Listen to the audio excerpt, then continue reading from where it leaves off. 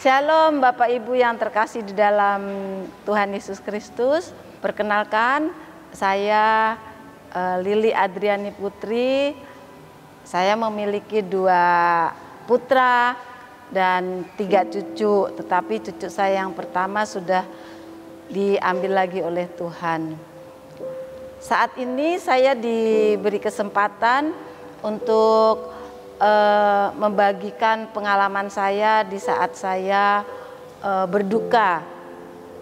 Tepatnya waktu itu tanggal 17 Desember 2020, tepat pukul 10, suami saya tercinta diambil oleh Sang Pencipta. Pada hari yang kedua, di suasana pemakaman, saya sangat merasa kehilangan ketika peti jenazah dimasukkan ke dalam liang lahat. Rasanya saya ingin ikut bersama suami saya, tetapi saya tahan. Saya juga tidak mau menangis, tetapi lama-lama saya sesak nafas. Kemudian anak mantu saya mengingatkan bahwa papa sudah bertemu dengan cucu kami yang pertama. Kemudian kakak saya juga mengingatkan, kalau mau menangis, menangislah supaya tidak sesak napas. Akhirnya saya menangis dan saya berteriak, saya memanggil suami saya. Nah, setelah itu saya mulai bisa bernafas lagi. Hari-hari selanjutnya saya merasakan rasa ketakutan yang sangat berlebihan. Untung di rumah ada anak saya 1, karena anak saya yang pertama sudah punya rumah sendiri. Hari demi hari saya lalui tanpa tujuan, karena pikiran saya ini seolah-olah tidak berfungsi gitu. Saya hanya bisa melakukan pekerjaan yang kelihatan mata saja. Jadi sehari-hari saya bersama anak saya yang bungsu, Visto namanya. Ketika anak saya pergi, saya mulai rasa ketakutan itu mulai muncul. Dan rasa ketakutan itu saya juga tidak mengerti, takut oleh apa saya tidak mengerti. Tapi ketika maghrib datang, semua lampu saya nyalakan, pintu-pintu saya kunci, saya masuk ke dalam kamar. Setiap pagi dan malam saya selalu mengikuti renungan. Setiap siang saya mengikuti khotbah-khotbah para pendeta. Tetapi rasa ketakutan itu masih saja menghinggapi saya.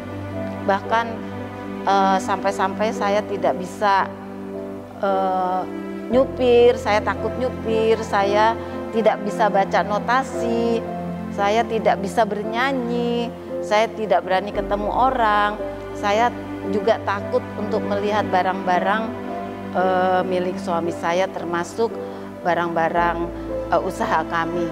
Otomatis usaha kami berhenti. Pada suatu ketika kakak saya bilang begini, katanya muka saya itu bukan muka saya gitu. Wajah saya bukan wajah saya. Kamu jelek sekali, kamu kurus sekali. Lalu saya bercermin, oh iya ternyata wajah saya sepertinya bukan saya. Kemudian saya mulai menyadari bahwa memang saya banyak sekali perubahan ketika rasa ketakutan itu tiba. Pada suatu malam berikutnya saya mendengarkan khotbah dari seorang ibu pendeta. Dia mengatakan begini, roh ketakutan itu adalah roh iblis, tetapi roh keberanian itu adalah roh dari Allah. Saya mulai menyadari berarti selama ini yang ada di dalam diri saya adalah roh iblis. Lalu saya bertekad untuk mempunyai roh keberanian. Salah satu cara saya untuk menghilangkan roh ketakutan dan roh iblis itu, saya mohon pertolongan Tuhan. Saya berdoa, saya pegang minyak kayu putih, setelah selesai berdoa, saya semua kamar, semua sudut-sudut rumah saya percikan dengan minyak kayu putih. Dengan pertolongan Tuhan saya mengusir roh-roh ketakutan dan roh-roh iblis tadi. Peran keluarga terutama yang membuat saya kuat adalah anak-anak saya, cucu saya yang lucu gitu.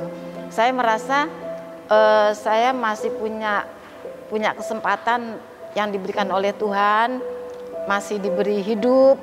Jadi hidup itu kan harus bermanfaat.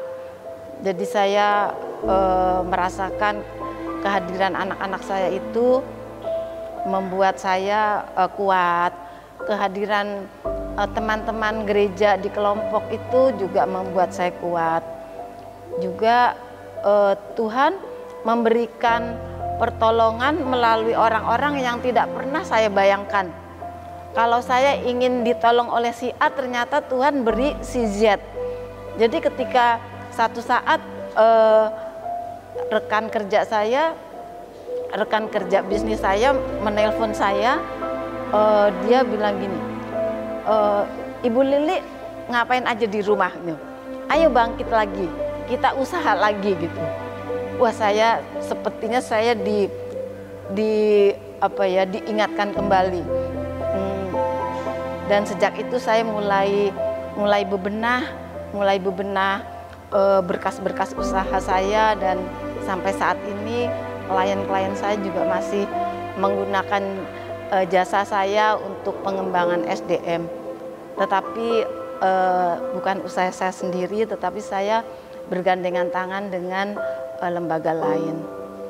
Nah, betapa sebetulnya Tuhan sudah menyertai saya sejak suami saya tidak ada. Tetapi saya fokus kepada rasa duka saya fokus kepada kehampaan saya. Jadi saya tidak, walaupun saya mendengarkan khotbah, tapi saya tidak bisa menyertakan Tuhan dalam kehidupan saya.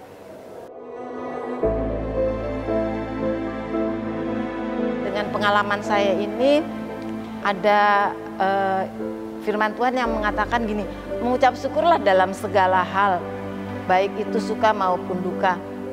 Nah, itu kelihatannya gampang diucapkan, tetapi penuh perjuangan untuk melakukannya.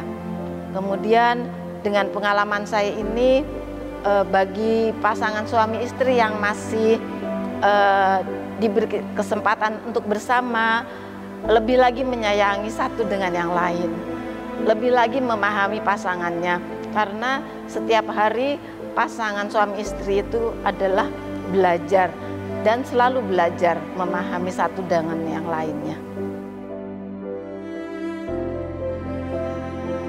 Semoga pengalaman saya ini bermanfaat bagi yang mendengarkan, dan kiranya pengalaman saya ini juga menjadi berkat bagi orang-orang yang sedang berduka dan yang sedang mengalami kehampaan. Terima kasih.